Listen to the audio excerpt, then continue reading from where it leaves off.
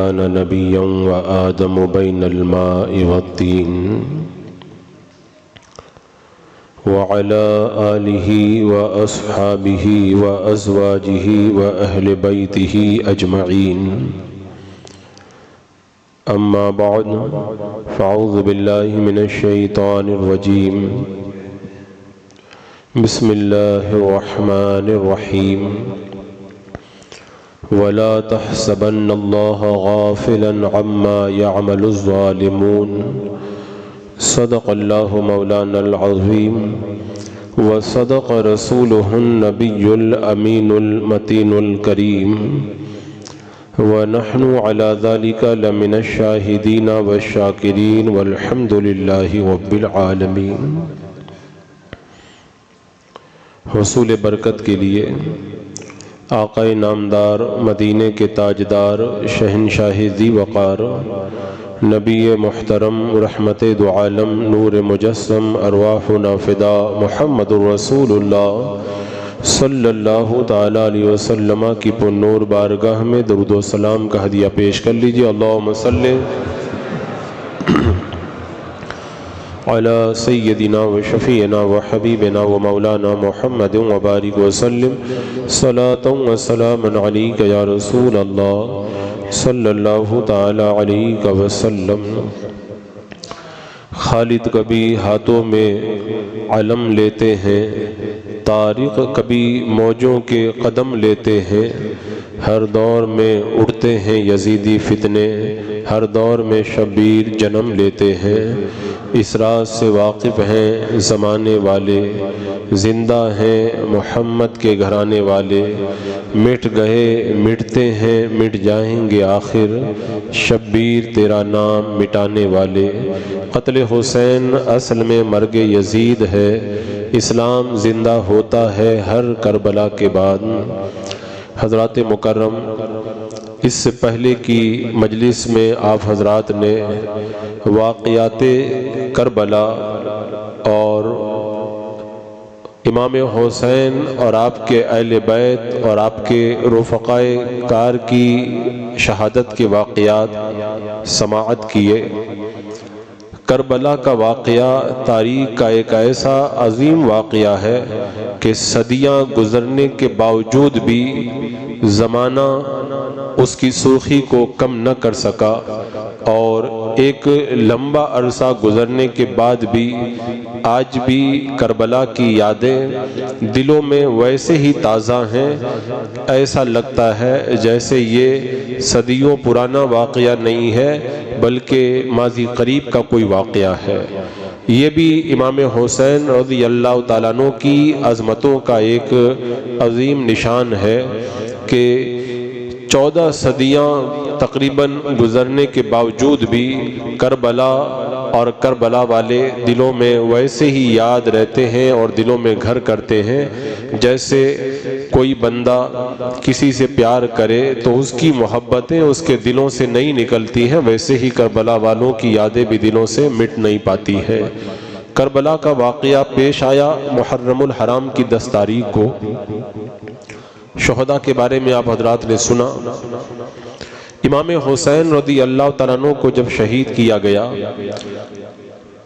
تو آپ کا سر پاک تن سے جدا کر دیا اور دیگر شہداء کرام کے سروں کو بھی ان کے تنوں سے جدا کر دیا۔ حضرت امام حسین رضی اللہ تعالیٰ عنہ کا سر پاک خولی کو دے دیا گیا اور دیگر شہداء کرام کے سر شمر اور دیگر لوگوں کے حوالے کر دیے گئے، اور اسی 10 محرم الحرام ہی کو خولی اور شمر وغیرہ کو کوفہ کی طرف روانہ کر دیا گیا ابن زیاد کے دربار میں پیش ہونے کے لیے۔ مگر خولی جب میرے امام حسین رضی اللہ تعالیٰ عنہ کا سر پاک لے کر کوفہ کی سرزمین پر پہنچا تو رات زیادہ ہو چکی تھی اور گورنر ہاؤس بند ہو چکا تھا۔ خولی نے امام حسین رضی اللہ تعالیٰ عنہ کا سر پاک اپنے گھر پہ لے کر کے رکھنے کا ارادہ کیا۔ جب وہ اپنے گھر پہ پہنچا تو اس کی بیوی نوار نے سوال کیا کہ تو کیا لے کر کے آیا ہے؟ تو وہ کہنے لگا میں بڑی قیمتی چیز لایا ہوں۔ پوچھا کیا لایا ہے؟ کہا امام حسین نواسۂ رسول کا سر لے کر کے آیا ہوں۔ اس نوار بیوی کے دل میں امام حسین رضی اللہ تعالیٰ عنہ اور اہل بیت کا بڑا پیار تھا۔ جب سنا تو وہ ناراضگی کے ساتھ کہنے لگی لوگ اپنے گھروں میں سونا لاتے ہیں، چاندی لاتے ہیں، مال و دولت لاتے ہیں، تو کتنا بد نصیب ہے نواسۂ رسول کا سر گھر پر لے کر کے آیا ہے۔ آج کے بعد میں کبھی بھی تیرے ساتھ میں رہنا گوارا نہیں کروں گی۔ اس خولی کی بیوی نوار کا یہ بیان ہے کہ جب وہ سر امام حسین کو لایا، ایک تشت میں رکھ کر کے اس نے اونچی جگہ پر امام حسین کا سر پاک رکھ دیا کہ کل جب گورنر ہاؤس کھلے گا تو ابن زیاد کے دربار میں اس سر کو لے جا کر کے میں پیش کروں گا، اور دل میں بڑے ارمان اور ارادے پال کر کے رکھے تھے، میں بہت بڑا کام کر کے آیا ہوں، مجھے بہت لمبا چوڑا انعام بھی ملے گا۔ نوار کا بیان ہے خولی تو جا کر کے سو گیا، لیکن میں جب سر حسین کے پاس پہنچی میں نے کیا دیکھا؟ امام حسین رضی اللہ تعالیٰ عنہ کے سر پاک سے لے کر آسمان تک ایک نور کا سلسلہ ہے، اور سفید چھوٹے چھوٹے نورانی پرندے وہ آ جا رہے ہیں۔ اللہ تبارک و تعالیٰ نے میرے امام حسین رضی اللہ تعالیٰ عنہ کے سر پاک کو یہ عظمتیں عطا فرمائی تھی کہ وہ بیان کرتی ہے کہ رات بھر میں ایسے ہی سر حسین سے آسمان تک نور کا ایک قافلہ دیکھتی رہی۔ ادھر تو خولی سر امام حسین کو لے کر کے کوفہ میں پہنچ گیا، ادھر ابن سعد نے اپنے مقتولوں کو جمع کیا، ان کی جنازے کی نماز پڑھی اور ان سب کو دفن کر دیا، لیکن امام حسین اور آپ کے اہل بیت اور آپ کے رفقاء کار اور دیگر آپ کے احباب کے مقدس لاشوں کو وہیں پر پڑا رہنے دیا اور ان کی تدفین کا کوئی انتظام نہیں کیا۔ جیسا کہ میں نے بتایا تھا کہ جب یہ کربلا کا واقعہ پیش آیا تو ان مقدس ہستیوں کے ساتھ میں انہوں نے کتنے مظالم کیے۔ امام حسین رضی اللہ تعالیٰ عنہ کے جسم پاک سے کپڑے بھی اتارے گئے، آپ کے جسم اطہر کے اوپر گھوڑے بھی دوڑائے گئے، خیمہ امام حسین کو بھی لوٹا گیا، مقدس خواتین کے سروں سے آنچل بھی کھینچا گیا، ان کے زیورات بھی انہوں نے لوٹ لیے، اور چمڑے کا جو بستر امام زین العابدین کے نیچے تھا اس کو بھی انہوں نے نہیں چھوڑا۔ اب عاشورہ کے دن شام کے وقت میں اہل بیت پاک آسمان کے نیچے ایسے ہی بیٹھے ہوئے ہیں، شام غریبہ کے اندر یزیدی خوشیاں منا رہے ہیں اور خوب آرام کر رہے ہیں۔ کل ابن زیاد کے دربار میں جائیں گے تو بڑا لمبا چوڑا انعام ابن زیاد کے پاس سے ہم کو ملے گا۔ عاشورہ کی یہ رات کربلا کے میدان کے اندر امام حسین کی مقدس اہل بیت نے کس طرح گزاری ہوگی، اس کا تصور آپ تو اور ہم کیا کر سکیں گے۔ آپ کے ساتھ میں کبھی اگر ایسا معاملہ پیش آیا ہے، آپ کا کوئی عزیز اگر انتقال کر گیا اور رات بھر آپ اس کے جنازے کے پاس میں بیٹھے رہیں تو آپ کے دل کی کیفیت کیا ہوتی ہے آپ اندازہ کریں۔ ایک نہیں درجنوں کی تعداد میں ان کے اہل خانہ ان سے بچھڑ گئے اور انتقال نہیں کیے بلکہ ان کو شہید کیا گیا، ان کے لاشیں رکھے ہوئے ہیں اور ان کے سروں کو کاٹ کر کے لے جایا گیا ہے، خاک و خون کے اندر ہے، اور ان مقدس خواتین کو نہ تو پانی ملا نہ کھانا ملا ہے، وہ 3 دن کے بھوکے پیاسے ہیں۔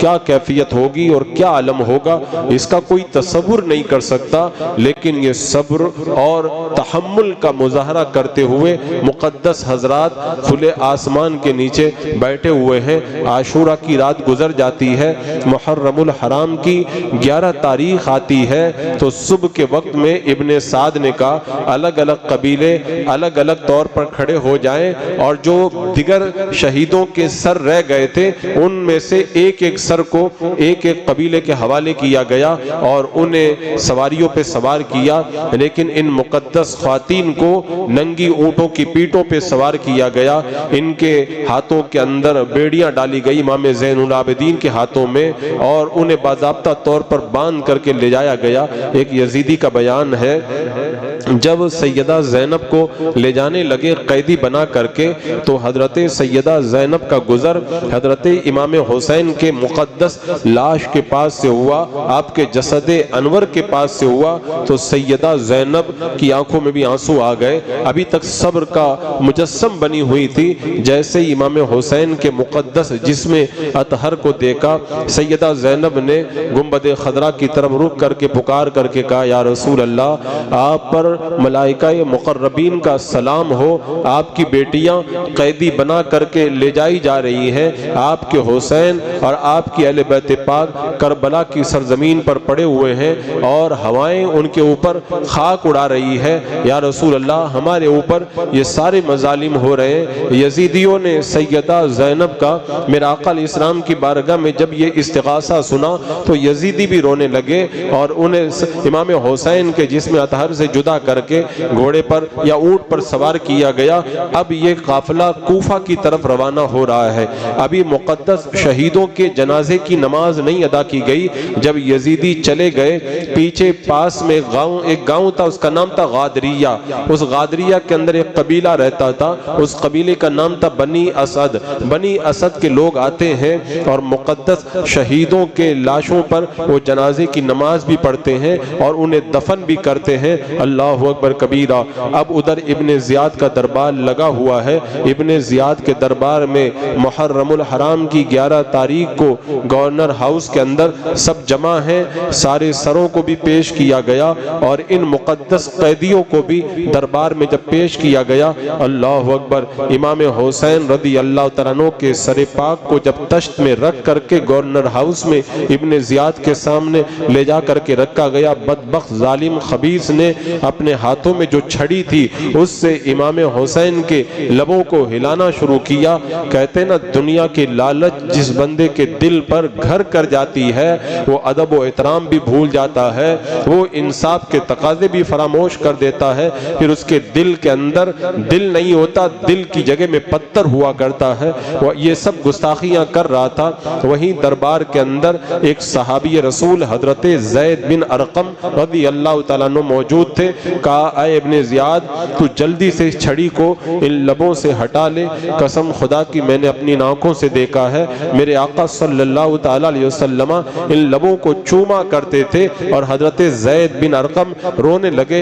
ابن زیاد نے کہا، اگر تو بوڑھا نہیں ہوتا تو میں تجھے قتل کروا دیتا۔ حضرت زید بن ارقم نے کہا، تجھے میرے بڑھاپے کا تو اتنا خیال ہے اور نبی اکرم صلی اللہ علیہ وسلم کے نواسے اور ان کے رشتے اور نسبت کا تجھے خیال نہیں؟ اور اس کے بعد میں حضرت زید بن ارقم دربار سے کھڑے ہوئے اور کہا، تجھ جیسے بدبخت کو بادشاہ بنایا گیا، امیر بنایا گیا اور تو نے لوگوں کو اپنا غلام بنا کر کے رکھا۔ یہ کہہ کر کے دربار سے نکل کر کے آپ آ گئے۔ اس کے بعد میں ابن زیاد نے اعلان کیا، سب سے کہو کوفہ کی جامع مسجد کے اندر جمع ہو جائیں، اور وہیں پر ابن زیاد نے ان مقدس سروں کو منگوا لیا، مقدس سروں کو منگوایا۔ اور اس کے بعد میں ابن زیاد جب کوفہ کی جامع مسجد کے اندر پہنچا، سارے سر وہاں پر موجود تھے۔ یہ کیوں اکٹھا کیا تھا؟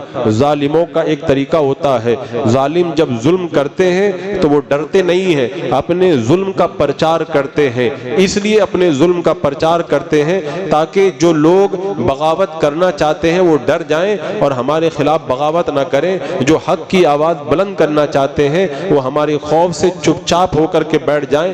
ہر زمانے میں ایسا ہوا ہے۔ آج آپ ہندوستان کی تاریخ پڑھ کر کے دیکھ لیں، جو بھی کوئی حق بات کہنا چاہتا ہے، حکومتیں انہیں ڈرانے کے لیے کیا کیا حربیں استعمال کرتی ہیں اور ان پر روب جمانے کے لیے کیا کیا جاتا ہے تاکہ لوگ ہم سے ڈر جائیں اور ہمارے خلاف جو ہے وہ آواز نہ اٹھائیں۔ لیکن ظالم کو یہ نہیں پتا ہوتا ہے ظلم کی زندگی زیادہ لمبی نہیں ہوتی ہے۔ 400 سال تک خدائی کا دعویٰ کرنے والا فرعون نہیں بچا، اللہ کے مقابلے میں جنت بنانے والا نمرود نہیں بچا، شداد نہیں بچا، اور نہ جانے کتنے بڑے بڑے ظالم و جابر سب چلے گئے۔ تو پھر ان ظالموں کو کہاں پھر دنیا کے اندر باقی رہنا ہے؟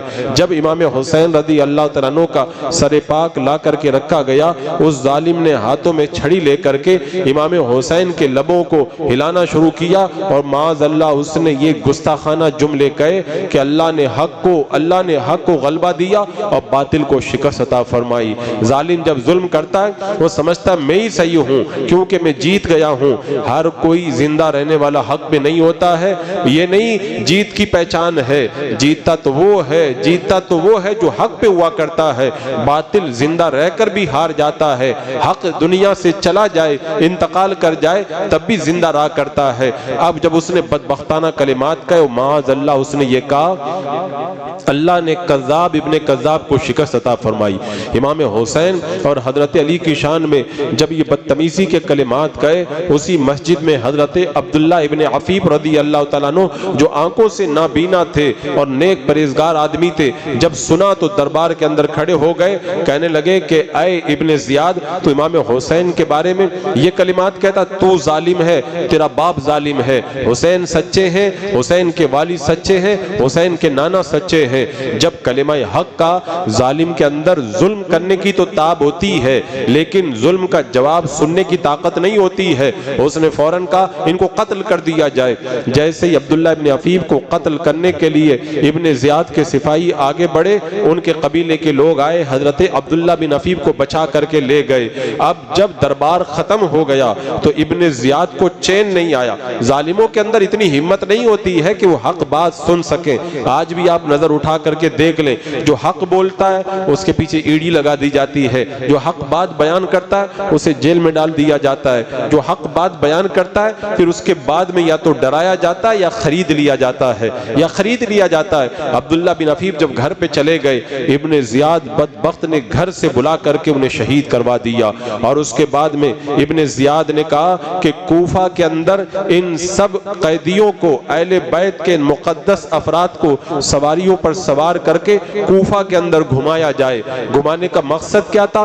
تاکہ یزید کے خلاف کوئی اگر بغاوت کرنا چاہتا ہے، ان کو دیکھ کر کے بغاوت کرنے کا خیال اپنے دل سے نکال دے۔ آپ لوگوں نے دیکھا ہوگا آج بھی یہی سب ہو رہا ہے۔ ایک زمانہ تھا جب کوئی بندہ ظلم کرتا تھا تو اس کو چھپایا کرتا تھا، آج موب لنچنگ کی جاتی ہے، مارا جاتا ہے، چھپایا نہیں جاتا۔ موب لنچنگ کرنے کے بعد میں ویڈیو بنایا جاتا ہے اور ویڈیو بنا کر کے اپلوڈ کیا جاتا ہے۔ کیوں؟ تاکہ مسلمان ڈر جائیں، اہل حق ڈر جائیں اور انہیں خوف محسوس ہو، سفر کریں تو ڈریں، راستے میں نکلیں تو ڈریں، اگر کوئی ان کے خلاف بدتمیزی کرے تو بولتے ہوئے ڈریں۔ یہ ڈرانے کا ایک طریقہ ہوتا ہے ظالموں کا ڈرانے کا طریقہ ہوتا ہے، لیکن ظالموں کو یہ نہیں پتا ہوتا، اہل حق جان تو دے دیتے ہیں لیکن ڈرنا کبھی گوارا نہیں کرتے۔ حضرت سیدہ زینب اور امام زین العابدین اور دیگر اہل بیت پاک کو جب سواریوں پر سوار کر کے کوفہ کے اندر گھمایا گیا تو کوفہ کے لوگ دیکھ دیکھ کر کے رونے لگے، ان سروں کو دیکھ کر کے رونے لگے۔ سیدہ زینب نے کہا اب تم کیوں روتے ہو؟ خط لکھ کر کے بلانے والے تم ہی لوگ تھے، دعوتیں دے دے کر کے بلانے والے تم ہی لوگ تھے، اب تم یہ مگرمچھ کے آنسو نہ باؤ۔ اس مقدس قافلے کو جب کوفہ کے اندر گھما دیا گیا، اس کے بعد میں ابن زیاد نے کہا ان سروں کو اور ان قیدیوں کو جاؤ شام میں یزید کے دربار میں لے جا کر کے پیش کر دو۔ اللہ اکبر کبیرہ۔ حضرت امام زین العابدین کے ہاتھوں میں بیڑیاں ہیں اور انہیں قید بنایا گیا، اور مقدس خواتین کو بھی اونٹوں کی ننگی پیٹھ پہ بٹھایا گیا، اور پھر کوفہ سے یہ قافلہ ملک شام کی طرف یزید کے دربار میں لے جانے کے لیے روانہ ہوا۔ ابن زیاد نے کہا تھا راستے میں اعلان کرتے ہوئے جانا، انہوں نے یزید کے خلاف بغاوت کی تھی تو انہیں قتل کر دیا گیا، تاکہ آج کے بعد میں کوئی یزید کے خلاف بغاوت نہ کرے۔ ابن زیاد ظالم کو یہ نہیں پتا تھا ظلم پھر ظلم ہے، بڑھتا ہے تو مٹ جاتا ہے، خون پھر خون ہے، گرتا ہے تو جم جاتا ہے۔ کیوں فخر کرتے ہو جا کر بلندی پر، وقت کا کوئی رستم دیر تر نہیں رہتا، تم جس شان و شوکت کا آج اظہار کر رہے ہو وہ زیادہ دن تک رہنے والی نہیں ہے۔ اب جب یہ روانہ ہوئے، راستے کے اندر جو بھی گاؤں پڑتا تھا، جو بھی قصبہ پڑتا تھا، بتاتے ہوئے جاتے تھے کہ انہوں نے یزید کے خلاف بغاوت کی تھی اس لیے ان کو قتل کر دیا گیا۔ جاتے جاتے راستے کے اندر ایک جگہ انہوں نے قیام کیا، ایک روایت میں آتا وہاں پر جا کر کے بیٹھے تو غیب سے ایک قلم ظاہر ہوا، اس سے یہ لکھا ہوا تھا ایک شعر عربی کے اندر، جس کا مفہوم یہ تھا کہ جن لوگوں نے نواسہ رسول حسین کو قتل کیا ہے وہ کل قیامت کے دن حسین کے نانا کی شفاعت کی کیسے امید رکھتے ہیں۔ اور دوسری روایت میں آتا ہے پہلے سے ہی یہ شعر لکھا ہوا تھا، وہ گرجا گھر کے راہب سے پوچھتے یہ شعر کب کا لکھا ہوا ہے، وہ راہب کہتا بیٹا یہ تو بہت پرانا شعر لکھا ہوا ہے۔ اب رائب نے جب سروں کو دیکھا تو پوچھا کہ یہ سر کن کے ہیں اور معاملہ کیا ہے؟ ان یزیدیوں نے بتایا کہ یزید کے خلاف امام حسین اور ان کے رفقا نے جب بغاوت کی تھی تو ان سب کو قیدی بنایا گیا اور انہیں قتل کر دیا گیا، اور ہم یزید کے دربار میں ان سب کو لے کر کے جا رہے ہیں۔ رائب کے دل میں اللہ نے امام حسین کی محبت کو پیدا کیا۔ راہب نے ان یزیدیوں سے کہا ایک کام کرو، یہ سر ایک رات کے لیے مجھے دے دو، میری پوری زندگی کی کمائی ہے 10,000 درہم، وہ سارے درہم میں تمہارے حوالے کر دیتا ہوں۔ یزیدیوں نے سوچا پتہ نہیں یزید انعام دے گا کہ نہیں دے گا، یہ اچھا موقع ہے، ایک رات سر دے دیتے ہیں، ویسے بھی ہم کو رات میں آرام کرنا ہے اور اس سر کے بدلے میں جو پیسہ ملے گا اسے آپس میں بانٹ لیں گے۔ سر حسین کو رائب نے لیا اور لے جا کر کے اپنے گرجا گھر میں ایک تشت پر رکھا، جو خون لگا ہوا تھا خون کو اچھی طریقے سے صاف کیا اور خوشبو لگائی اور چہرے کو خوب معطر کیا اور تشت میں رکھ دیا اور اہل بیت پاک کو ٹھہرایا اچھی جگہ کے اندر۔ اب رات میں وہ رائب امام حسین کے سر پاک کے جب قریب پہنچا تو اس نے کیا دیکھا؟ امام حسین رضی اللہ تعالیٰ عنہ کے سر سے لے کر کے آسمان تک نور کا ایک سلسلہ ہے، اور ایسا لگ رہا جیسے نوری قطار سر حسین سے لے کر آسمان تک جاری ہے۔ اللہ تبارک و تعالیٰ نے اس رائب کی نظروں سے سارے پردے ہٹا دیے۔ یزیدیوں نے اہل بیت کا ادب نہ کیا تو انہیں کچھ بھی نہ ملا، نہ دنیا ملی نہ آخرت ملی، اور جب اس نے سر حسین کا ادب کیا اور اس مقدس سر کا جو ادب کرے اللہ تبارک و تعالیٰ اسے محروم نہیں رکھتا۔ اللہ تبارک و تعالیٰ نے اس کی نگاہوں سے پردے ہٹا دیے اور سر حسین سے آسمان تک جب اس نے نور دیکھا وہ پکار اٹھا اشہد ان لا الہ الا اللہ و اشہد ان محمد رسول اللہ۔ اللہ تبارک و تعالیٰ نے اسے ایمان کی دولت دی، تو نے دنیا کی دولت کو خرچ کیا جو فنا ہو جانے والی تھی، سر حسین کے ادب کی وجہ سے اللہ نے تجھے ایسی دولت عطا فرمائی جو کبھی ختم نہیں ہوگی، دنیا میں بھی کام آئے گی اور آخرت میں بھی کام آئے گی۔ اب جب صبح کا وقت ہوا 10,000 درہم جو اس کے پاس جمع تھے یزیدیوں کو دے دیے۔ اب یزیدی آگے بڑھے تو کہنے لگے پتہ نہیں یزید انعام دے گا کہ نہیں دے گا، اور یہ پیسہ بھی ہو سکتا ہے قبضہ کر لے، چلو بانٹ لیتے ہیں۔ جب تھیلیوں کو کھولا اور سکوں کو بانٹنے لگے تو کیا دیکھا؟ وہ سکے ٹھیکریوں میں بدل گئے اور اس کے ایک طرف لکھا ہوا تھا وَلَا تَحْسَبَنَّ اللَّهَ غَافِلًا عَمَّا يَعْمَلُ الظَّالِمُونَ، ظالم جو کچھ کر رہے ہیں اللہ کو اسے غافل نہ سمجھنا۔ اور دوسری طرف لکھا ہوا تھا وَسَيَعْلَمُ الَّذِينَ ظَلَمُوا أَيَّ مُنْقَلَبٍ يَنْقَلِبُونَ، ان قریب ظالم جان جائیں گے کہ وہ کس کروٹ پلٹا کھاتے ہیں۔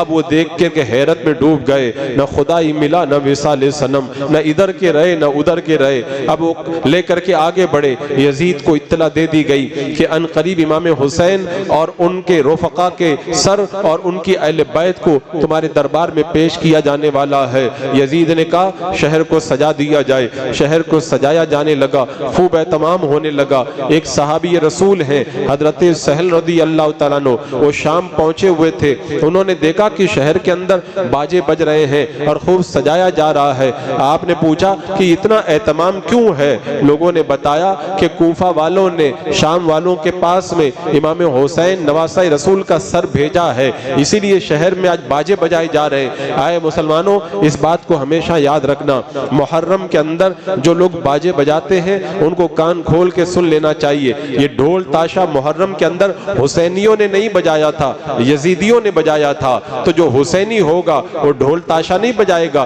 امام حسین اور آپ کے رفقا پہ تو غم طاری تھا، وہ یا تو شہید کر دیے گئے تھے یا قیدی بنا لیے گئے تھے، وہ کہاں ڈھول تاشا بجا رہے تھے؟ ڈھول تاشا تو وہ بجا رہے تھے جنہوں نے معاذ اللہ ظلم کیا تھا، ظلم و ستم کے پہاڑ توڑے تھے۔ تو جو حسینی ہوگا وہ باجا نہیں بجائے گا، امام حسین کا ذکر کرے گا، اور جو یزیدیوں کے نقش قدم پہ چلے گا وہ ڈھول تاشا بجاتا ہوا نظر آئے گا۔ حضرت سہل کہتے مجھے بتاؤ امام حسین کا سر کدھر سے آ رہا ہے؟ کہا بابو صاحب پہ جاؤ، اسی دروازے سے ان کا سر آنے والا ہے۔ وہ دوڑ کر کے گئے، بابو صاحب پہ جا کے کھڑے ہو گئے۔ تھوڑی دیر کے بعد میں دیکھا کہ کچھ قیدی ہیں اور سر اوپر اٹھائے ہوئے ہیں یزیدی، اور سروں میں سے ایک سر پر جب نظر پڑی تو دیکھا ایک سر میرے آقا علیہ السلام کے چہرہ انور سے بڑی مشابہت رکھتا ہے۔ ایک جب انہوں نے سر پاک کو دیکھا تو آنکھوں میں آنسو آ گئے۔ حضرت سکینہ نے حضرت سہل کو روتے ہوئے دیکھا تو پوچھا کہ تم کیوں روتے ہو؟ حضرت سہل نے کہا میں اللہ کے رسول علیہ السلام کا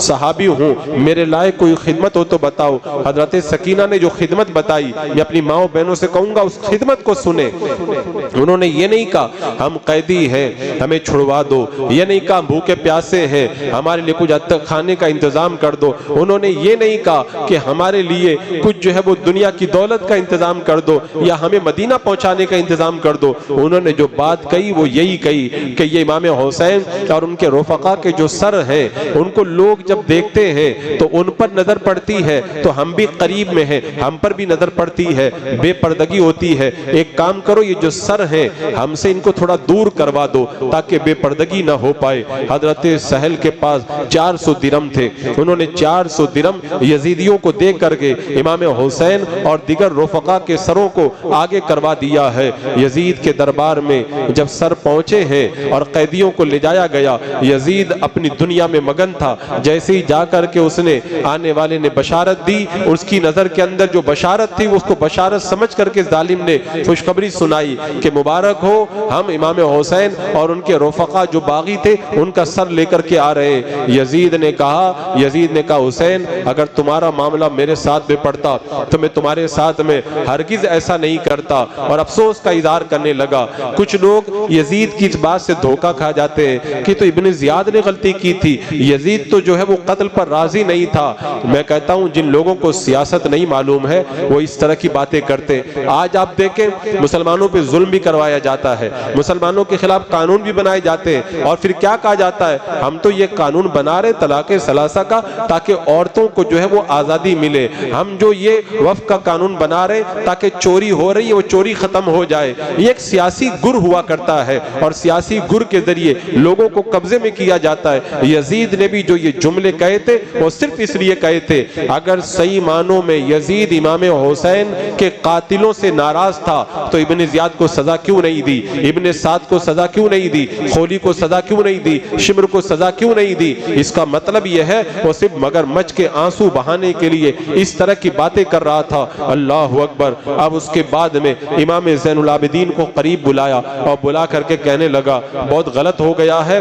آئندہ آپ کو مجھ سے کوئی بھی کام پڑے تو آپ بتا دیا کریں، میں آپ کی ہر ضرورت کو پورا کروں گا۔ آج کل جو ظلم کرتے نا ظالم لوگ، ظلم بھی کرتے اور اس کے بعد میں کہتے ہم لوگ مسلمانوں کے لیے یہ پیکیج لے کر کے آئیں، یہ پیکیج لے کر کے، یہ صرف اور صرف سیاست ہے اور سیاسی گر کے ذریعے لوگوں کو دبانا ہے۔ اس کے بعد میں جب دمشق کی بازاروں کے اندر امام حسین اور آپ کے رفقا کے سروں کو جب گھمایا جانے لگا تبھی ایک اتفاق سے ایک ایسی کرامت پیش آئی، اللہ اکبر کبیرہ۔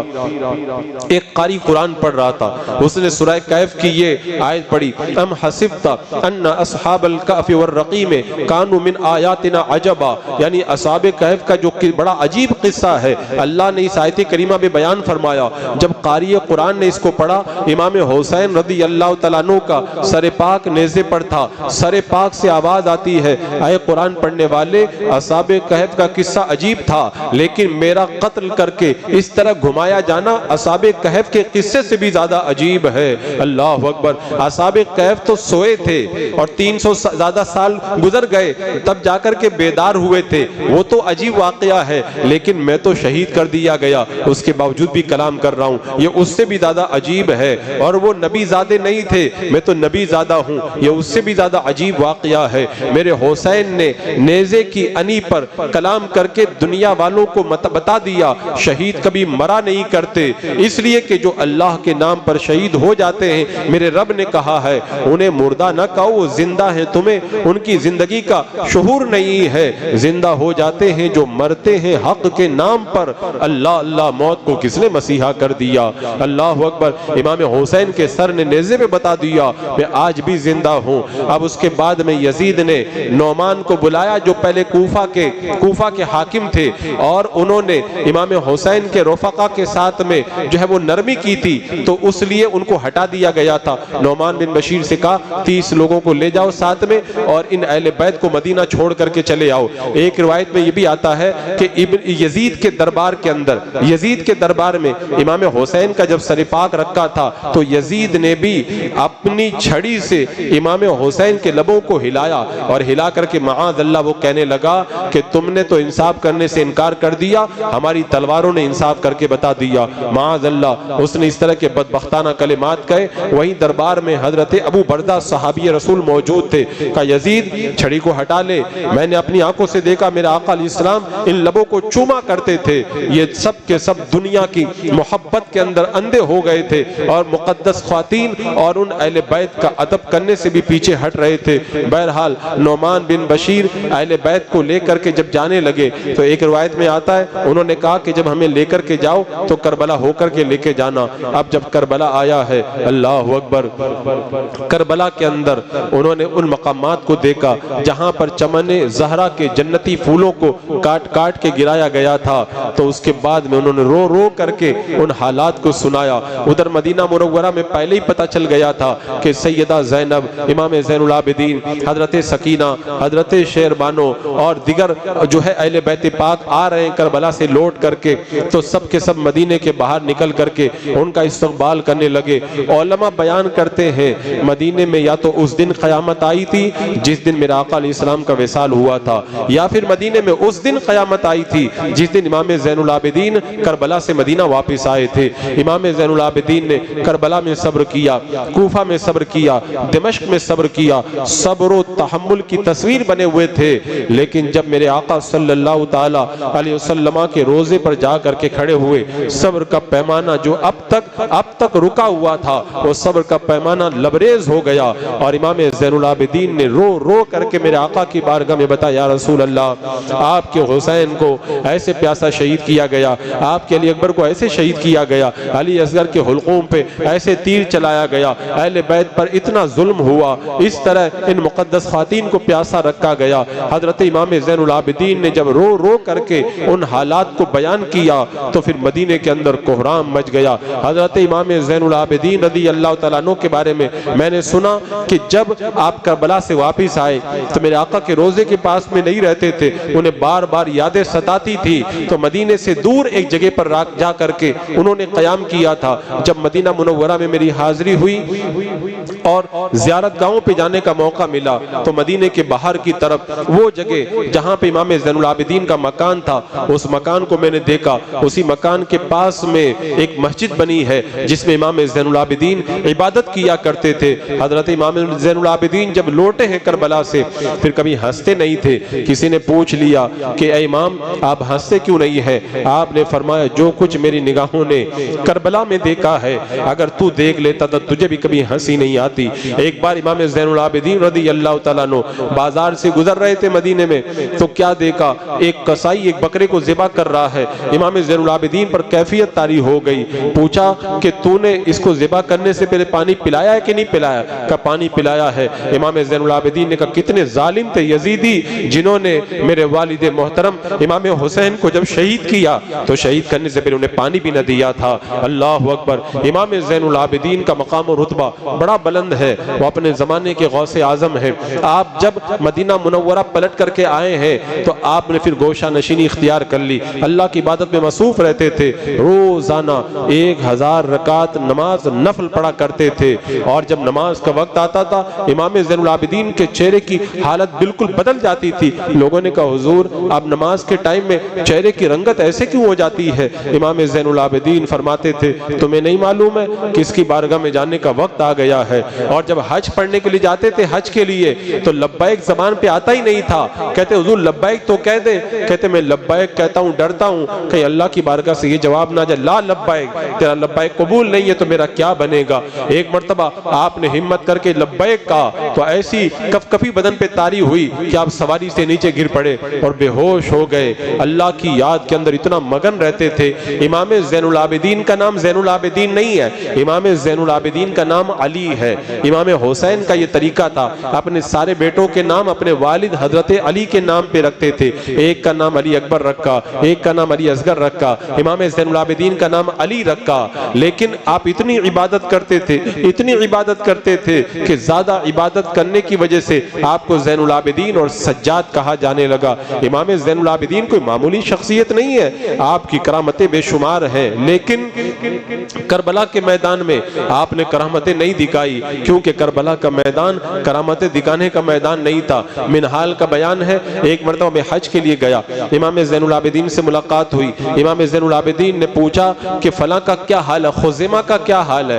کہا خزیمہ تو کوفہ میں رہ رہا ہے۔ امام زین العابدین نے کہا وہ جل کیوں نہیں جاتا، وہ جل کیوں نہیں جاتا؟ اللہ اکبر۔ منہال کا بیان ہے، جب میں حج کر کے کوفہ آیا تو میں نے کیا دیکھا، خزیمہ کو پکڑ کر کے مختار کے پاس لے کر کے گئے ہیں اور مختار نے ان کو قتل کر کے جلا دیا ہے، جلا دیا۔ تو میں مسکرانے لگا، مختار نے کہا کہ اے منہال تم مسکراتے کیوں ہو؟ کہا مجھے ایک بات یاد آ گئی، جب میں حج کے لیے گیا تھا امام زین العابدین نے خزیمہ کے بارے میں پوچھا تھا، وہ کربلا میں امام حسین کے مقابلے میں آیا تھا، کہا اس کا کیا حال ہے؟ میں نے بتایا کہ وہ تو ٹھیک ٹھاک ہے۔ فرمایا وہ جل کیوں نہیں جاتا ہے؟ آج اس کو جلتا ہوا دیکھا تو امام زین العابدین کی بات مجھے یاد آ گئی۔ یہ وہ ہستیاں سیف لسان ہے، ان کی زبان سے جو بات نکل جاتی ہے وہ پوری ہو کر کے رہتی ہے، لیکن کربلا میں انہیں کرامتیں نہیں دکھانا تھا۔ ایک یزیدی جب حکومت کے عتاب کا شکار ہوا، بھاگ کر کے امام زین العابدین کے مکان میں گھس گیا، امام زین العابدین نے اس کو چھپایا، اس کی خاطر و تواضع کی۔ آخر میں وہ کہنے لگا کہ اے زین العابدین آپ نے مجھے پہچانا نہیں؟ امام زین العابدین نے کہا میں تجھے خوب اچھے طریقے سے پہچانتا ہوں، تو کربلا میں امام حسین کے مقابلے میں آیا تھا، حسینیوں کے مقابلے میں آیا تھا، کہا پھر بھی تم نے میرے ساتھ میں اتنا اچھا سلوک کیا، میری جان بچائی۔ امام زین العابدین نے کہا تو نے جو کیا تھا وہ تیری فطرت تھی، اور جو میں یہ کر رہا ہوں یہ خاندان اہل بیت کی فطرت ہے کہ وہ ظالموں کو بھی معاف کر دیا کرتے۔ امام زین العابدین کے مقامات اور ان کے مراتب بڑے بلند ہیں۔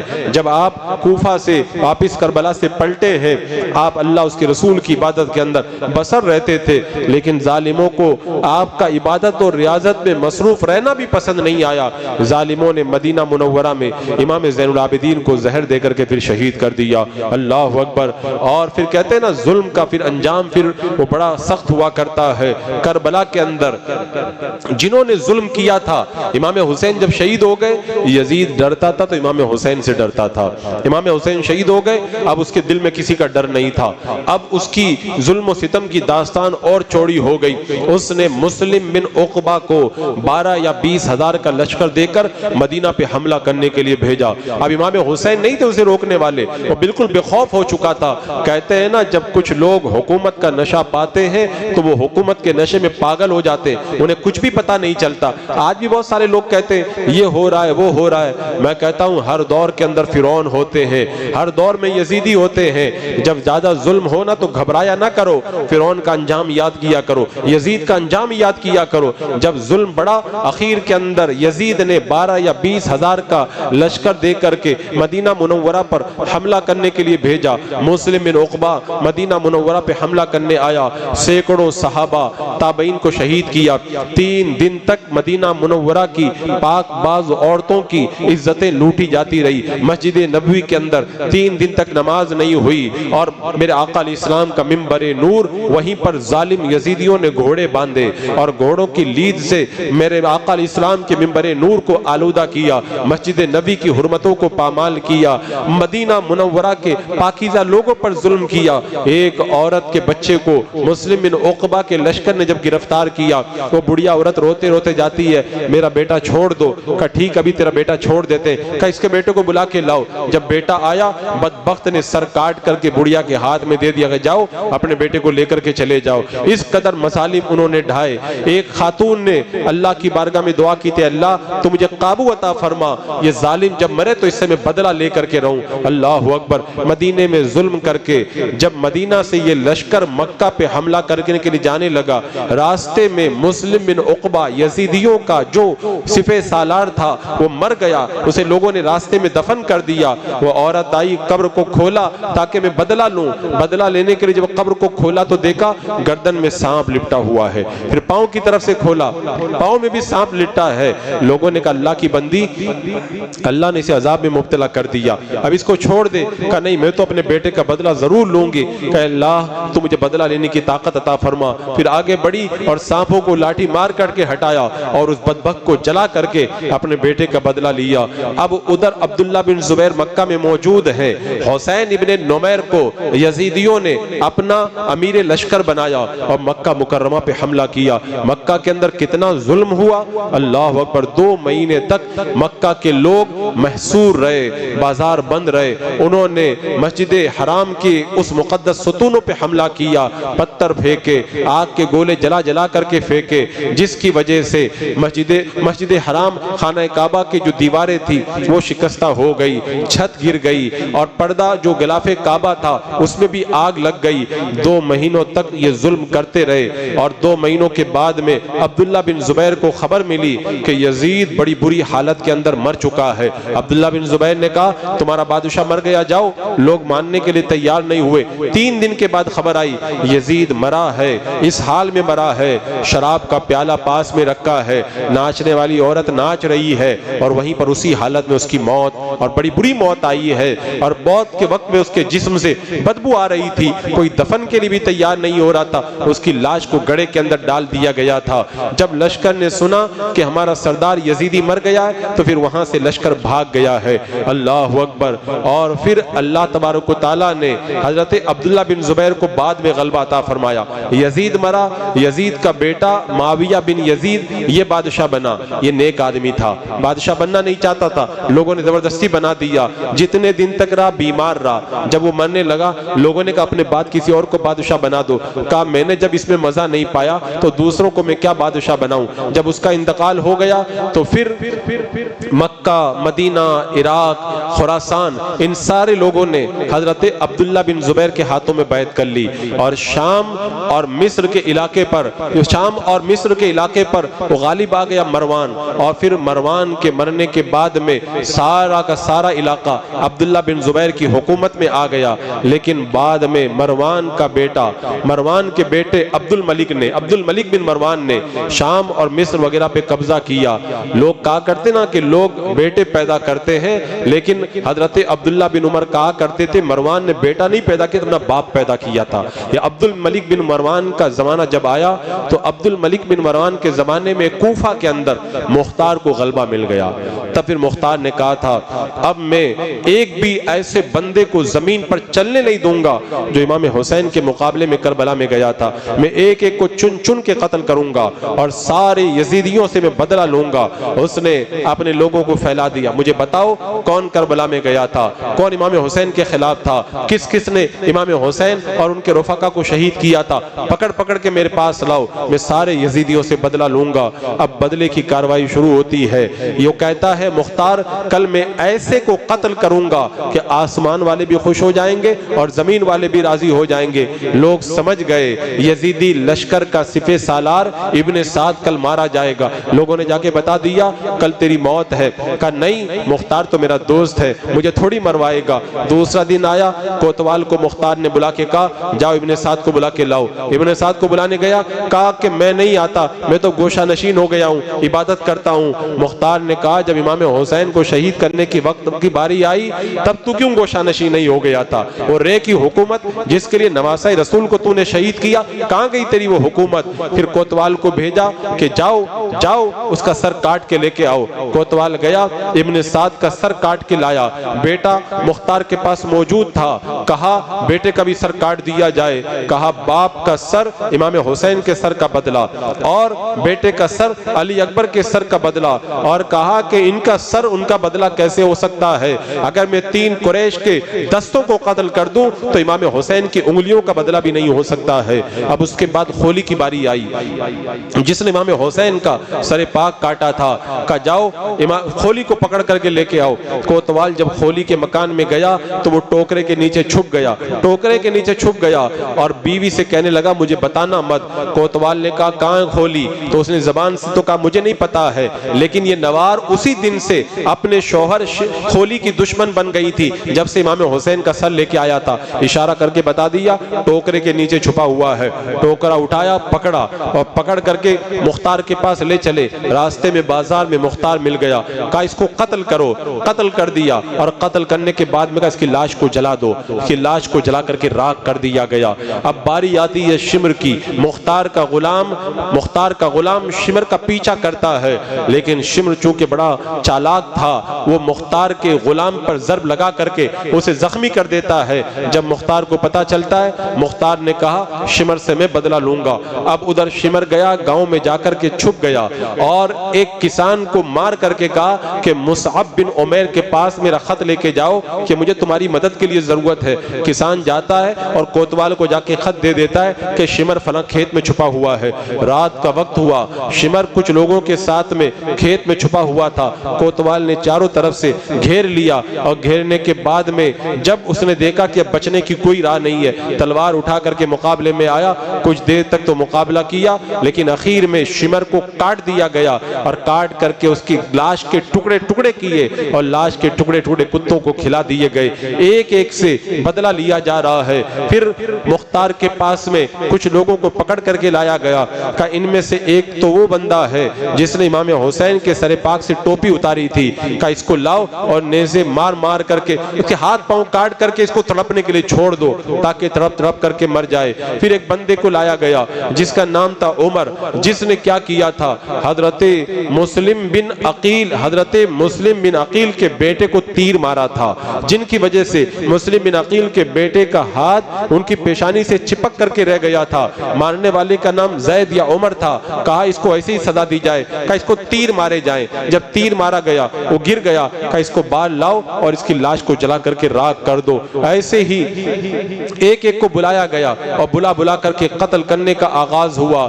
کس نے؟ حضرت عباس رضی اللہ تعالیٰ عنہ کے بدن سے کپڑے اتارے تھے، اسے بھی لایا گیا، پتھر مار مار کر کے اسے بھی ہلاک کر دیا گیا۔ حرملہ کو تیر مار کر کے ویسے ہی تڑپایا گیا جیسے حضرت علی اصغر کو اس نے تیر مارا تھا۔ سنان بدبخت جس نے امام حسین کے سر پاک کو کاٹا تھا، اس کے جسم کی بوٹی بوٹی کاٹ کر کے الگ کر دی گئی اور تڑپا تڑپا کر کے مارا گیا۔ کتنے ظالم لوگ پکڑ کے لائے جاتے تھے اور انہیں قتل کیا جاتا تھا۔ مختار نے کہا قاتلان حسین میں سے ایک کو بھی زمین پر میں زندہ چلنے نہیں دوں گا۔ اور پھر مکافات عمل کا وہ وقت آیا۔ ابن زیاد بدبخت جس کی وجہ سے پورا کربلا کا واقعہ پیش آیا تھا، وہ 30,000 کا لشکر لے کر کے فرات کے کنارے آ کر کے اترا۔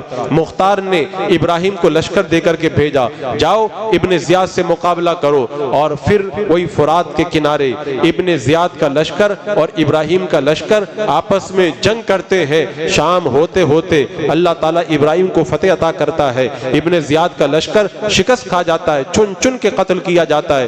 ابن زیاد کو پکڑ کر کے قتل کر دیا جاتا ہے، اس کا سر کاٹ کر کے کوفہ بھیج دیا جاتا ہے۔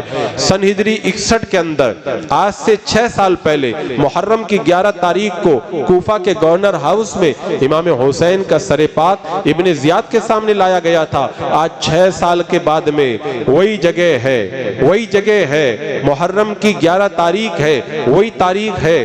ابن زیاد کے سر کو تشت میں رکھ کر کے جب مختار کے سامنے گورنر ہاؤس میں لے جا کر کے رکھا جاتا ہے، ترمذی شریف کی روایت میں آتا ہے جب ابن زیاد کا سر گورنر ہاؤس میں لے جا کر کے رکھا گیا، ایک سانپ نکل کر کے آیا اور وہ منہ کے اندر داخل ہوا، نتنے سے باہر نکلا، نتنے میں گھسا، منہ سے باہر نکلا۔ کئی مرتبہ ایسا ہوا اور اس کے بعد میں غائب ہو گیا۔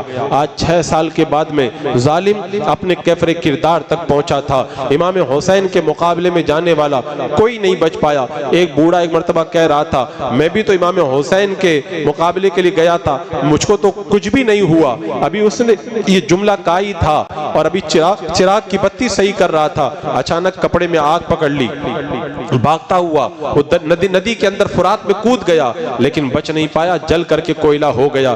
ایک بندہ اس کی آنکھیں اندھی ہو گئی، لوگوں نے پوچھا تو اندھا کیسے ہو گیا ہے؟ کہ رات کو میں نے اللہ کے رسول علیہ السلام کو خواب میں دیکھا ہے، 10 لوگ قتل کیے ہوئے پڑے ہیں، میرے آقا علیہ السلام کے ہاتھوں میں تلوار ہے، تبھی میرے آقا صلی اللہ علیہ وسلم نے ایک سلائی خون کی بھر کے میری آنکھوں میں لگا دی، تب سے میں اندھا ہو گیا۔ ایک یزیدی کو دیکھا گیا، چہرہ بالکل کالا ہو گیا، وہ امام حسین کا سر اپنے گھوڑے پہ لٹکا کے لایا تھا۔ کہا تو کالا کیسے ہو گیا؟ بہت خوبصورت تھا۔ کہا رات میں روزانہ 2 لوگ آتے ہیں، مجھے پکڑ کر کے لے جاتے ہیں اور آگ میں لے جا کر کے الٹا لٹکا دیتے ہیں، جس کی وجہ سے میرا چہرہ کالا ہو گیا۔ کوفہ کے اندر چیچک کی بیماری پھیلی، یزیدیوں کے 1,500 بچے اس چیچک کے اندر اپائی ہو گئے، نابینا ہو گئے، کوئی نہیں بچ پایا۔ ظلم پھر ظلم ہے، بڑھتا ہے تو مٹ جاتا ہے۔ اللہ تبارک و تعالیٰ نے ایک ایک یزیدی کو کیفر کردار تک پہنچا پہنچایا، کوئی یزیدی پھر سلامت نہیں رہ پایا، لیکن مختار جس نے امام حسین رضی اللہ تعالیٰ عنہ کے قاتلوں سے بدلہ لیا تھا وہ غرور میں مبتلا ہو گیا، غرور میں مبتلا ہو گیا اور مغرور ہو کر کے کہنے لگا میرے پاس جبریل آتے ہیں اور میں اللہ کا نبی بن کر کے آیا ہوں۔ حضرت عبداللہ بن زبیر کو جب پتا چلا کہ ظالم نے نبی ہونے کا اعلان کر دیا، میرا آقا تو آخری نبی ہے، حضرت عبداللہ بن زبیر نے اس سے مقابلے کے لیے لشکر بھیجا اور اس بدبخت کو گرفتار کر کے عبداللہ بن زبیر کے پاس میں لایا گیا، اس کے سر کو۔ عزیزان مکرم، اس طرح سے واقعات کربلا آگے بڑھے۔ آپ نے کربلا کا واقعہ مکمل سنا، اب خود آپ یہ فیصلہ کریں کہ کربلا کے واقعے کے اندر اگرچہ یزید تو زندہ رہا تھا، امام حسین شہید ہو گئے تھے، لیکن آج صدیوں کے بعد میں بتاؤ یادیں کس کی باقی ہے؟ کربلا والوں کی باقی ہے یا یزیدیوں کی باقی ہے؟ عزیزان مکرم، کربلا تو ہم نے سن لیا، ہر سال کربلا سنتے ہیں، لیکن میں آپ سے ایک سوال کرنا چاہتا ہوں، یہ ہر سال کیوں بتایا جاتا ہے؟ پانی بند کر دیا گیا، یہ ہر سال کیوں بتایا جاتا ہے؟ علی اکبر کو شہید کیا گیا، علی اصغر کو شہید کیا گیا، قاسم کو شہید کیا گیا، یہ ہر سال کیوں بتایا جاتا ہے؟ انہیں قیدی بنایا۔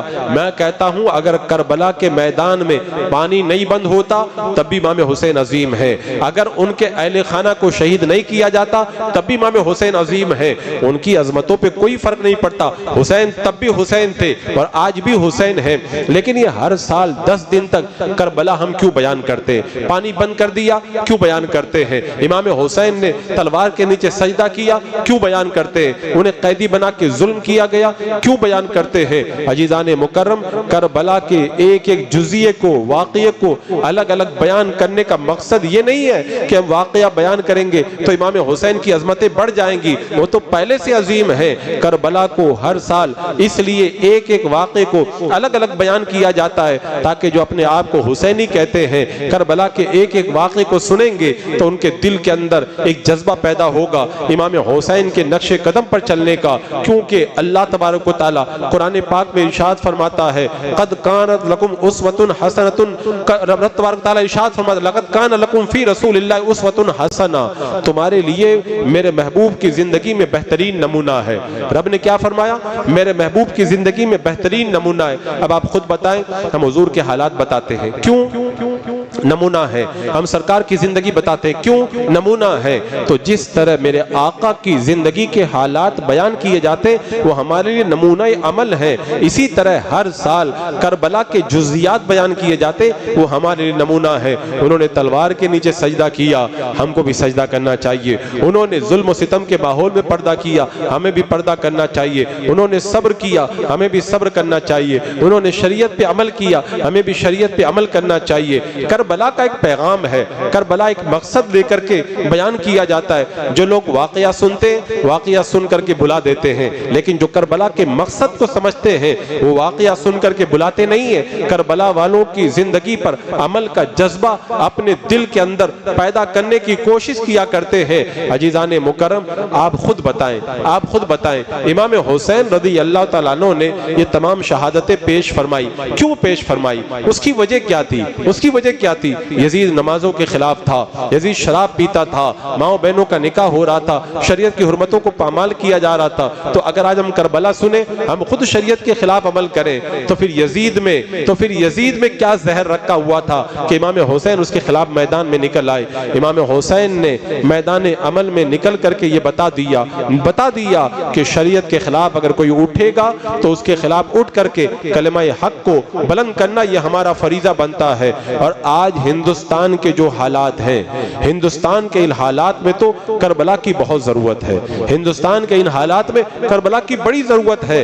کیا ضرورت ہے ہندوستان کے ان حالات میں؟ میں بہت نوجوانوں سے سنتا ہوں، بہت سارے لوگ کہتے ہیں یہ ظلم ہو رہا ہے، ان کا کوئی کچھ نہیں بگاڑ پا رہا، اتنی دعائیں کر رہے ہیں پھر بھی کچھ نہیں ہو رہا۔ کیا کربلا میں امام حسین دعا نہیں کر سکتے تھے؟ کیا کربلا میں امام زین العابدین دعا نہیں کر سکتے تھے؟ اگر وہ دعا کر دیتے فرات کے قدموں میں نہیں آ جاتا؟ کیا امام حسین حسین دعا کر دیتے تو کیا اللہ تعالیٰ مدد نہیں نازل فرما دیتا؟ کیا امام حسین دعا کر دیتے تو کربلا کا نقشہ نہیں بدل جاتا؟ امام حسین نے بتا دیا جیت زندہ رہنے کا نام نہیں ہے، جو شہید ہوتا ہے وہ بھی جیت جایا کرتا ہے۔ اگر جیت زندہ رہنے کا نام ہوتا تو یزید تو زندہ رہ گیا تھا لیکن اس کا نام مٹ گیا، اور امام حسین شہید ہو کر بھی آج بھی پوری دنیا کے اندر ایسی شہرت رکھتے ہیں کہ گلی گلی کے اندر امام حسین کا نام لیا جاتا ہے، امام حسین کے نام کے خطبے پڑھے جاتے ہیں۔ اصل زندگی تو یہ ہے۔ اور عزیزان مکرم، جب ظلم ہو تو گھبرانا نہیں چاہیے، ظلم کے خلاف اٹھ کر کے کھڑے ہونا چاہیے۔ اسی لیے اہل حق نے کہا ہے جب ظلم ہو تو جلدی آواز اٹھانا چاہیے۔ اگر آپ آواز اٹھانے میں تاخیر کریں گے اور ظلم بڑھ جائے گا، پھر آپ کچھ کرنا چاہیں گے تب بھی کچھ نہیں کر پائیں گے۔ اب لوگ یہاں پہ ایک سوال کرتے امام حسین کربلا میں شہید ہو گئے تو پھر اس سے دین کو فائدہ کیا ہوا؟ میں بتاؤں دین کو کیا فائدہ ہوا۔ امام حسین کی شہادت نے اہل ایمان کو حوصلہ دیا کہ نبی کا نواسا اپنا پورا کنبہ دین کی عظمتوں کے لیے لٹا دیا، تو پھر ہمارا بھی یہ فرض بنتا ہے ہم بھی دین پر آنچ نہ آنے دیں۔ تو امام حسین کی شہادت سے لے کے کربلا سے لے کے آج تک جو بھی ظلم کے خلاف کھڑا ہوتا ہے وہ امام حسین کا مشن لے کر کے کھڑا ہوتا ہے، جو بھی ظلم کے خلاف آواز اٹھاتا ہے وہ امام حسین کے مشن کو آگے بڑھاتا ہے۔ امام حسین نے قیامت تک ظلم کے خلاف اٹھنے والے قافلوں کو حوصلہ دیا کہ اگر تم حسینی ہو تو ظلم کو پنپنے مت دینا، اگر تم حسینی ہو تو ظلم کے خلاف آواز اٹھانا۔ اور آج بھی علماء حق ظلم کے خلاف جو آواز اٹھاتے اسی لیے اٹھاتے ہیں تاکہ امام حسین کا کردار دنیا والوں کے سامنے لایا جائے۔ امام حسین شہید ہوئے لیکن زندہ ہیں۔ امام حسین آج ناموں کی شکل میں زندہ ہے، مسجدوں کے ناموں کی شکل میں زندہ ہے، آج ہماری خانقاہوں کے ناموں کی شکل میں زندہ ہے۔ امام حسین کا نام ہمارے بچوں کے ناموں کی شکل میں زندہ ہے۔ امام حسین زندہ ہے کیونکہ امام حسین کا مقصد زندہ ہے۔ امام حسین زندہ ہے، امام حسین کے اخلاق زندہ ہے، آپ کا کردار زندہ ہے، آپ کے عادات و اطوار کا جو درس تھا وہ درس زندہ ہے۔ امام حسین رضی اللہ تعالیٰ عنہ کی زندگی کو اگر سمجھنا ہے تو یہ دیکھو امام حسین کا مشن کیا تھا۔ امام حسین کا مشن زندہ ہے تو امام حسین زندہ ہے۔ عزیزان مکرم، آپ نے 10 دن تک کربلا سنا، لیکن آپ بتائیں کیا حسینی بن کر کے زندگی گزاریں گے؟ ہاتھ اٹھا کے بتائیں کون کون حسینی بن کے زندگی گزارے گا؟ ماشاءاللہ۔ تو امام حسین کے اگر کردار پہ عمل کر کے آپ زندگی گزارنا چاہتے ہو تو حسینی کون ہوتا ہے؟ جو کربلا میں تلوار کے نیچے بھی نماز نہیں ترک کرتا ہے وہ حسینی ہوتا ہے۔ تو آپ بھی نمازوں کی پابندی کریں گے، 5 وقت کی نماز پڑھیں گے انشاءاللہ، 5 وقت کی نماز پڑھیں گے۔ تو میں دیکھوں گا اتنے لوگ ہیں فجر کے اندر اتنی صفیں بنتی ہے کہ نہیں بنتی ہے؟ امام حسین کے چہرے پہ داڑھی تھی کہ نہیں تھی؟ ارے آپ لوگ معلوم امام حسین کے چہرے پہ داڑھی تھی کہ نہیں تھی؟ امام حسین کے چہرے پہ داڑھی تھی۔ آپ حسینی ہیں تو آپ بھی داڑھی رکھیں گے۔ بتاؤ کون کون اپنے چہرے پہ داڑھی سجائے گا؟ ماشاءاللہ داڑھی سجائیں گے نا۔ اگر آپ چہرے پہ داڑھی نہ سجائیں اور اس کے بعد میں ہم حسینی ہے تو یہ تو حسینی ہونا تو نہیں ہوا۔ آپ حسینی ہیں۔ امام حسین نے یزید کے خلاف جو میدان میں نکل کر کے علم بغاوت بلند کیا تھا وہ کیوں بلند کیا تھا؟ علم جہاد بلند کیا تھا، کیوں بلند کیا تھا؟ وہ شریعت کی حرمتوں کو پامال کر رہا تھا۔ آپ بھی شریعت پہ عمل کریں گے انشاءاللہ۔ شریعت پہ اگر شریعت پہ آپ نے عمل کر لیا تو صحیح معنوں کے اندر آپ حسینی قرار پائیں گے، ورنہ آپ یا حسین کا نعرہ بھی لگاتے رہیں اور ادھر کونے میں جا کر کے چرس کا جو ہے وہ چسکا بھی لگاتے رہیں تو یہ حسینیت کی پہچان نہیں ہے۔ چرسی اور جو شرابی تو وہ یزید اور یزیدی تھے، امام حسین کے خیموں میں کوئی شراب پینے والا نہیں تھا۔ اگر کوئی محرم کی نیاز لگائے، کھچڑا بنائے، سبیل بنائے، یہ کرے وہ کرے اور اس کے بعد میں جب محرم ختم ہو جائے تو کھاڑی پہ جا کر کے پھر اس کے بعد میں نشہ کرتا ہوا نظر آئے تو سمجھ جائیں کہ وہ کام جو ہے وہ امام حسین والا نہیں کر رہا ہے، جو یزید جو کام کر رہا تھا یہ وہ کام کر رہا ہے، اور جو یزید کے کام کرتا ہے وہ کیسا حسینی ہو سکتا ہے؟ تو آج کے بعد میں کوئی حسینی امام حسین کے اس وعدے کے خلاف نہیں جائے گا۔ امام حسین نے شراب کے خلاف علم بلند کیا تھا تو جو حسینی ہوگا وہ کبھی شراب کے جام کو اپنے منہ سے ہرگز نہیں لگائے گا۔ جو حسینی ہوگا وہ کبھی بھی شریعت کے خلاف عمل نہیں کرے گا۔ عزیزان مکرم، آج جو حالات بن رہے پوری دنیا کے اندر، شریعت پر عمل کتنا باقی رہ گیا ہے۔ آج آپ کو معلوم ہے ایک وقت میرے آقا علیہ السلام نے بتایا تھا نا ایک موقع پر کہ تمہارا کیا حال ہوگا جب تم بھلائی کا حکم دینا اور برائی سے روکنا چھوڑ دو گے۔ تو صحابہ نے کہا تھا یا رسول اللہ ایسا بھی ہوگا؟ میرے آقا نے فرمایا اس سے بھی زیادہ ہو جائے گا۔ صحابہ نے پوچھا کیا ہوگا؟ میرے آقا نے فرمایا کیا حال ہوگا تمہارا جب تم برائی کا حکم دو گے بھلائی سے روکتے ہوئے نظر آؤ گے۔ صحابہ نے کہا یا رسول اللہ ایسا بھی ہوگا؟ یعنی آج ایسے حالات ہو چکے ہیں، لوگ بھلائی کا حکم نہیں دے رہے، بھلائی کے حکم دینے سے روک رہے ہیں، برائی کا حکم دیتے ہوئے نظر آ رہے ہیں۔ کتنی مثالیں موجود ہیں یہاں پر، میں جس جگہ پر بیٹھ کر کے تقریر کر رہا ہوں اس کے چاروں طرف آپ مڑ کر کے دیکھ لیں، ایسے بھی یہاں پر واقعات موجود ہیں۔ بیٹا نماز کے لیے مسجد میں آتا ہے تو باپ کہتا ہے کہ تم مسجد کے اندر نماز پڑھنے مت جاؤ، یہیں گھر ہی پر نماز پڑھ لیا کرو۔ ایسے بھی لوگ یہاں پر موجود ہیں کہ تراویح کی نماز پڑھنا کوئی ضروری تھوڑی ہے، تراویح پڑھنے مسجد میں مت جایا کرو۔ ایسے بھی لوگ ہمارے یہاں پر موجود ہیں کہ اگر بیٹا داڑھی رکھتا ہے تو باپ کہتا ہے اگر داڑھی رکھو گے تو گھر سے میں تم کو نکال دوں گا۔ ایسے بھی لوگ ہمارے اس علاقے کے اندر موجود ہیں کہ ان کی لڑکیاں غیر مسلموں کے ساتھ گھومتی ہیں، ہوٹل بازی کرتی ہیں، لیکن باپ کہتا میں کیا کر سکتا ہوں، وہ تو اپنی مرضی کی مالک ہے۔ جب ایسے حالات پیدا ہو جائیں تو پھر کربلا کی ضرورت ہے کہ نہیں ہے؟ اور کربلا کوئی ضروری نہیں ہے میدان کربلا میں ہو، تم چاہو تو کلہ کو بھی کربلا بنا سکتے ہو۔ کربلا کیا ہے؟ کربلا حق کی آواز کو بلند کرنا اور باطل کے خلاف اٹھ کر کے کھڑے ہونا۔ آپ بے نمازیوں کے خلاف اٹھ کر کھڑے ہوں، شرابیوں کے خلاف اٹھ کر کے کھڑے ہوں، آپ داڑھی منڈوں کے خلاف اٹھ کر کے کھڑے ہوں، شریعت کی حرمتوں کو پامال کرنے والوں کے خلاف اٹھ کر کے کھڑے ہو، بے نمازیوں کو نمازی بنائیں، شرابیوں سے شراب چھڑائیں، بے پردگی کرنے والوں کو پردہ کا اہتمام کرائیں، اور شریعت کی حرمتوں کو ختم کرنے والوں کے خلاف کھڑے ہوں اور انہیں شریعت پر عمل کرنے کے لیے آگے بڑھائیں۔ تو یہ بھی ایک طرح سے امام حسین کے مشن کو آگے بڑھانا ہوگا اور یہ کربلا والوں کی تاریخ کو زندہ رکھنا ہوگا۔ انشاءاللہ زندگی رہی تو ایسے ہی کربلا سنتے سناتے رہیں گے۔